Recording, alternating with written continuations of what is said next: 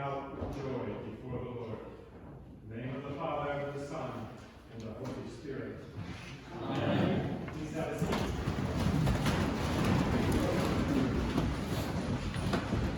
Well, it's a joy to be here today in this celebration. A few weeks ago, we had a special convention and presented our vision. It was a really exciting day. I also got elected bishop, so maybe I have a little different view on things. But there seemed to be a lot of energy. And the summary of that vision is, be the church, be the change. That's the slogan that we've adopted. But of course, our call to be church does not refer to a building made of stone or brick. Just as Jesus pointed out in our gospel today, when speaking of the temple, I quote, adorned with beautiful stones and gifts dedicated to God. We are more than buildings that someday will fall down. Because the divine reality cannot be contained by any structure, no matter its beauty. That reminds me of a church in South Africa that we used to visit as a family. Above the exit sign, they had pasted over a poster which read, "The church is leading the building." I think that sums up nicely what Scripture intends for us to understand of what it means to be church. And even as God calls us together to be the church, if we're honest, we're also aware of our many shortcomings. With only a modicum of reflection, we realize that our own desires often push God into second or third place in our lives.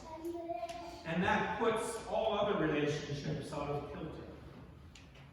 But God has always been merciful. The Bible tells us of God's continual attempt to put us back on track, sending his prophets to lead the people back to right living and right relationship, first with God and then with one another, so that we might begin to see the promise of a better future. So it was with the prophet Isaiah, who writes of God's dream for his people, where a new heaven and a new earth will be a place where all the suffering of the former life will be forgotten, and even enemies will come together in peace. Well, despite this clear vision for a better life, the people continued to rebel. And as we launch our own vision, I thought it was good to give us a word of warning as well. To join with the Spirit to restore all life to unity with God and each other in Christ Jesus. That's our goal.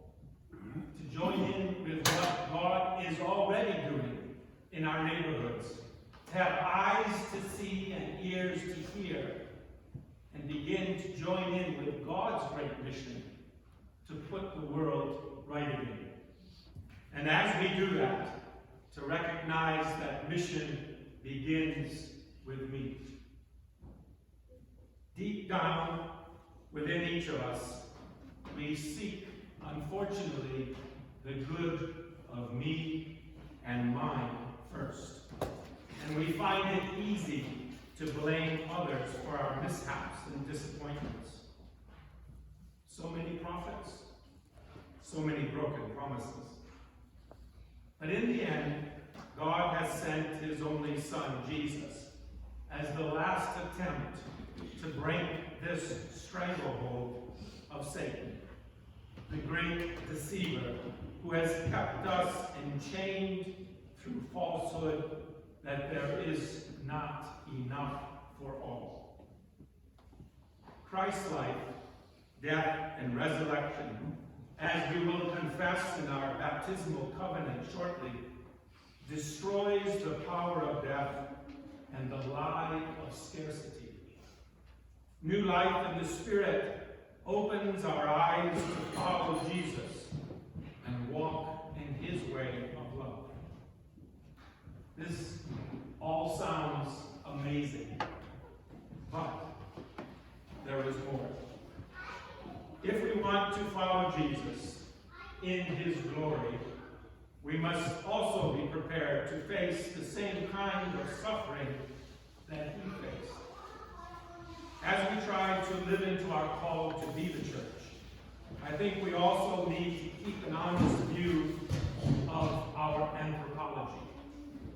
Once that recognizes the reality of evil and suffering as part of our fallen reality, so we recognize that turning to God is making a real choice with real responsibilities, but also with real challenges. It is impossible to face this challenge alone as disciples. I once heard it said that the plural of disciple is church. Together, we face these challenges together. We encourage one another, correct one another, lift each other up in celebration, shed tears together in our suffering. Jesus calls us to be a distinctive community, unlike anything else in our world. Well, this has provoked me to consider what we should expect from those who want to follow Jesus. And as Ben is putting himself forward for baptism and confirmation today, I'm not directing this directly at you alone, but as us together. In truth, we Episcopalians have set a very low bar. Perhaps our desire to be inclusive has also resulted in a lack of honesty about expectations. God loves all of us just as we are, where we are.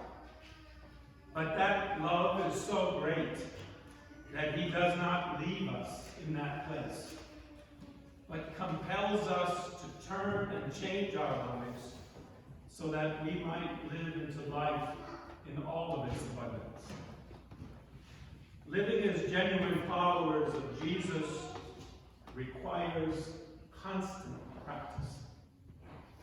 And there is an ancient tradition called a rule of life that sets out specific spiritual disciplines for us to follow, both as individuals and as communities of faith, so that we can grow more. As St. Paul wrote, we have an example to imitate. Just as we know that eating a balanced diet and exercising regularly brings good physical health, and just as we fail to do that often too, we need to encourage each other in our spiritual practices and disciplines so that we can develop a mature spiritual life, one that imitates Christ.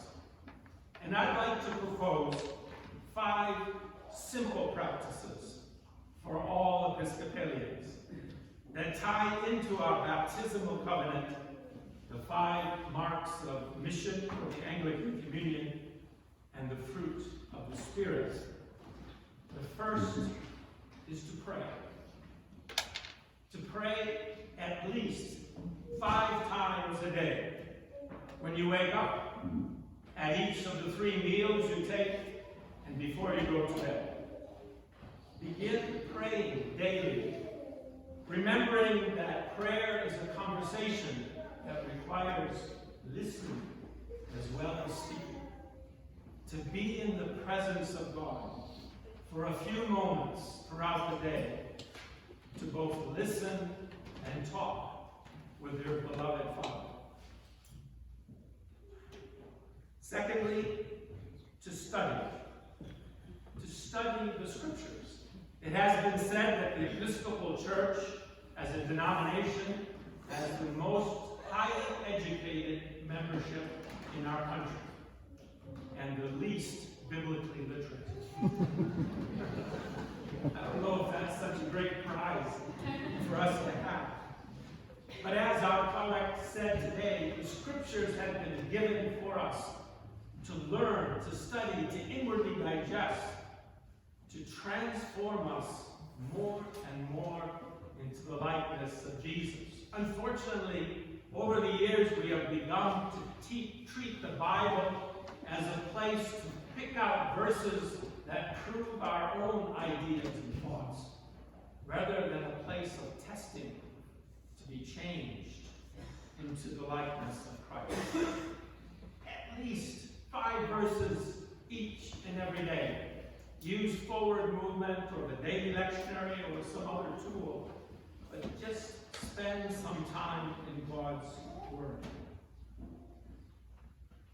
Third, to serve. Imagine if every one of us here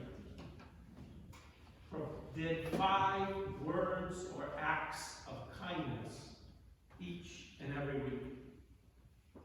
I looked it up at your average Sunday attendance and multiplied it. That could be 500 acts of kindness a week just from this church.